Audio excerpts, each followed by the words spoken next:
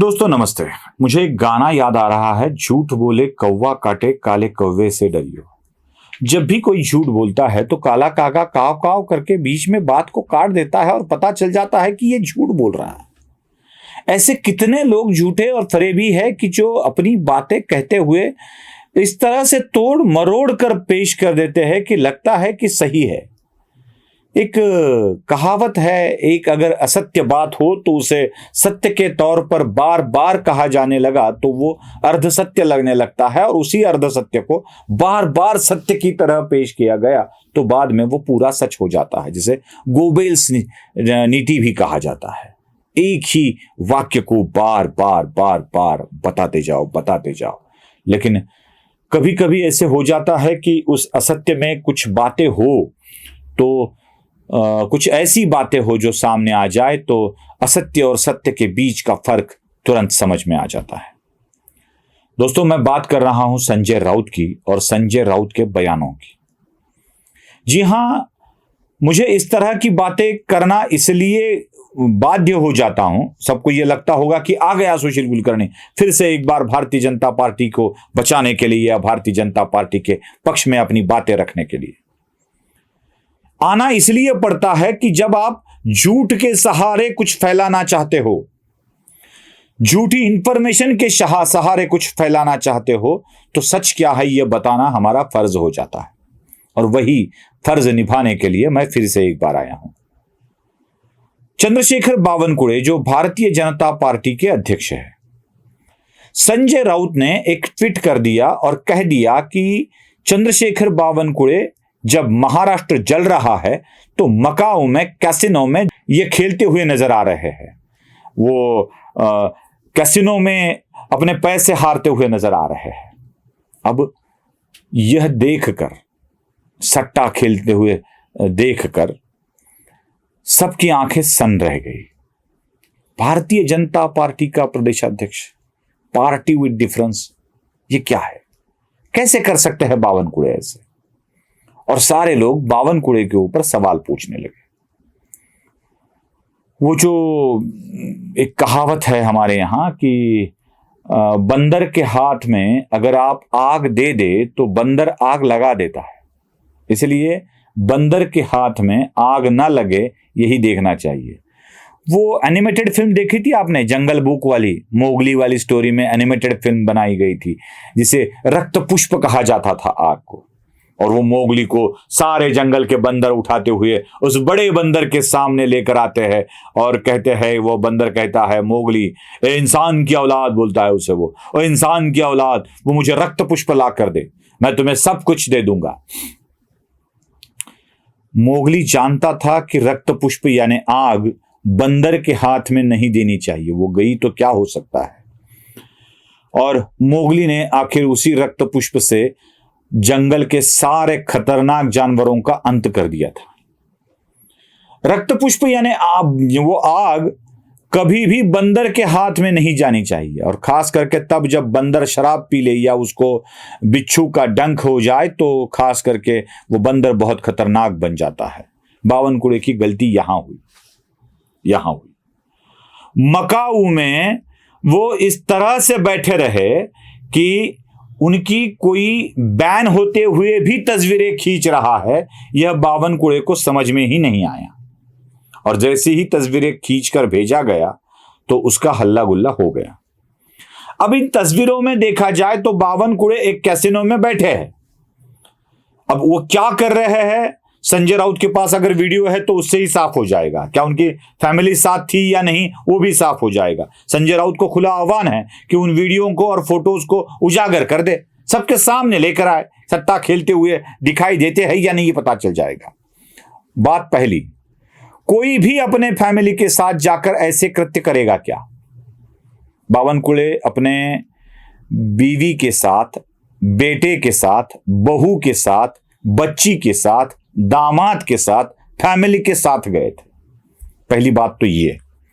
दूसरी बात, मकाऊ का विशिगन नाम का होटल जहां की यह तस्वीर बताई जा रही है, कोई मकाऊ जाता हो तो उनको समझ में आ जाएगा होटल का गेट कौन सा भी हो, एंट्री करनी हो या एग्जिट करनी हो तो हमें कैसीनो के बीच में से ही गुजरना होता है, उधर से ही गुजरना होता है।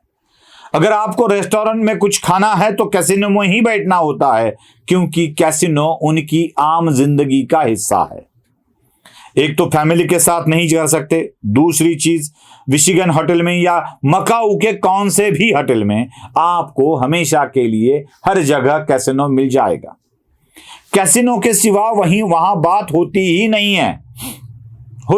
है, मतलब आप कैसीनो के इर्द गिर्द ही होते हो। दूसरी चीज, क्या कैसीनो खेलना इतना बड़ा अपराध है कि 52 कुएं को हटाया जाए? इतना बड़ा अपराध है? अगर है तो गोवा की सरकार ने कैसीनो को परमिशन क्यों दे के रखा है? उसको भी हटाया जाना चाहिए, वहां से भी हटाया जाना चाहिए। चीन की सरकार या मकाऊ का प्रशासन या हांगकांग का प्रशासन अगर इसको वैध मानता है और वहां पर खेला जाता है तो इसमें इतना बड़ा पाप कहां से हुआ? तीसरी बात, संजय राउत 3.5 करोड़ रुपए खर्चने की बात कर रहे हैं, रुपए या पोर्शे जो भी है, अगर वहां का चलन हो तो और भी रुपए बन जाते हैं।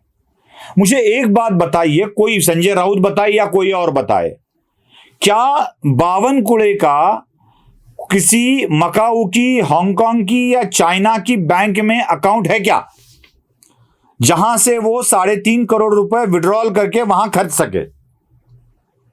ऐसा कोई अकाउंट हो तो बता दे, वो भी उजागर कर दे, क्योंकि एक और बड़ा खुलासा होने वाला है। शायद संजय राउत को आदित्य तेजस के जाने से यह पता चल जाता होगा कि कैसे पैसे विदेशों में मिलते हैं। कहा जा रहा है कि आदित्य का और उद्धव का घर भी लंदन में है। बातें सुनी सुनाई बातें मैं आपको बता रहा हूं, मेरी इसमें कोई जानकारी नहीं है। लंदन में है, लंदन में घर है तो अकाउंट भी होगा, और वहां से पैसे कैसे निकाले जाते हैं, विदेशों में पैसे कैसे पहुंचाए जाते हैं, ये इनको बखूबी मालूम होगा संजय राउत जी को। अगर 52 कुड़े के पास 3.5 करोड़ रुपए या उससे भी अधिक की रकम वहां पे सट्टा में हारने के लिए हो तो वो कैसे पहुंच गई, जरा ये भी बता दें। क्योंकि मुझे तो पता है कि आप अगर विदेश में जाते हैं या विदेश से आते हैं तो आपका पूरा चेकअप हो जाता है। लगभग ऐसी अमाउंट जो आप अपने साथ रख के वहां पर खर्च सके, उतनी ही अमाउंट आपको साथ रखने की परमिशन होती है। करोड़ों रुपए अगर कोई ले जाता है तो इमिग्रेशन के या हमारे यहाँ के इनकम टैक्स के या और किसी डिपार्टमेंट के नजर से यह कैसे छूट गया? बात बोलना बहुत आसान होता है संजय राउत जी, उसको साबित करना बहुत मुश्किल हो जाता है। न जाने कितने फोटो निकाल चुके हैं संजय राउत वहां से।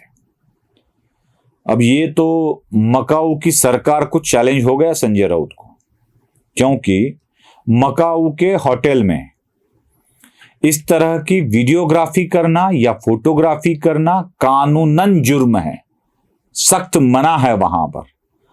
कैसीनो में तो खास करके फोटोग्राफी और वीडियोग्राफी की नहीं जा सकती।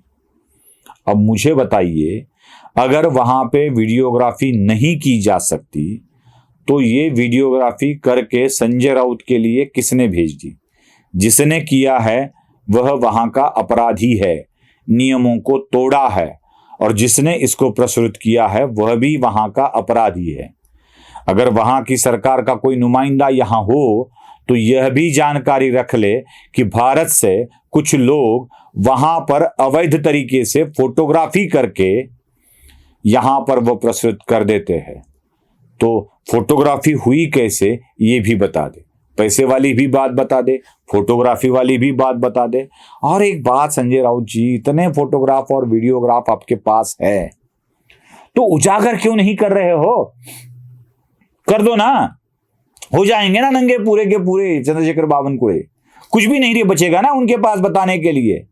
क्योंकि अगर सच में वीडियो है तो 52 कुड़े शायद फैमिली के साथ वहां दिख रहे हैं, और फैमिली के साथ दिख रहा आदमी कैसे जाता है विदेशों में, यह भी देख लेना आवश्यक हो जाता है। रही बात विदेश में जाने की, तो संजय राउत जी, बहुत सारे लोग विदेश में जाकर घूम घाम के आते हैं, न चंद्रशेखर बावनकुळे के पिताजी बीमार है, ना उनकी पार्टी का कोई आदमी बीमार है, ना वो हॉस्पिटलाइज्ड है, ना उसको अपने लोगों के साथ में रहने की आवश्यकता है। आपके लोग तो वहां निकल गए थे, हॉस्पिटल में अपने पिता को छोड़कर निकल गए थे। यह भी बात ध्यान रखना आवश्यक है। लेकिन ये बात नहीं बोलेंगे, बस हाथ में मिल चुका है ना, मैं इसलिए झूठ वाली बात कह रहा था पहले। बार बार संजय राउत ऐसे ही बातें उठाकर दुनिया को गुमराह करने की कोशिश करते हैं। क्या किया मोहित कंबोज के साथ? पहले बोल दिया, मोहित कंबोज को मैं जानता भी नहीं हूं, वो देवेंद्र फडणवीस का ब्लू आइड बॉयज है, मैं जानता भी नहीं हूं उसको। लेकिन मोहित कंबोज ने उनके साथ की तस्वीरें ही दुनिया के सामने लाकर रख दी। कह दिया कि मेरे घर में गणेश दर्शन के लिए संजय राउत हमेशा आते रहते हैं।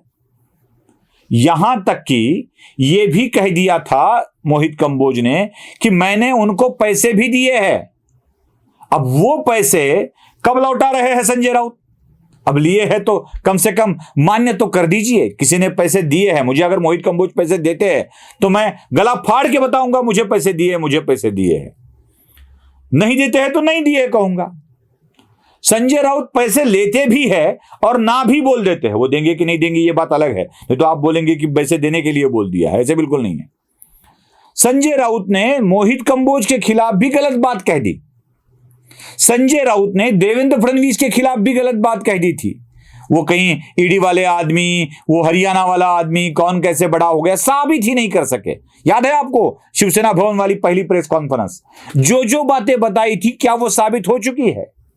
अंदर जाएंगे, जल्दी ही बाप बेटे अंदर जाएंगे। किरीट सोमैया के बारे में कहा था। एक भी आरोप किरीट सोमैया के ऊपर साबित कर पाए संजय राउत, और किरीट सोमैया ने तो संजय राउत को अंदर भेज दिया। पाटनकर की जमीन को या प्रॉपर्टी को जब्त करवा के दिखला दिया।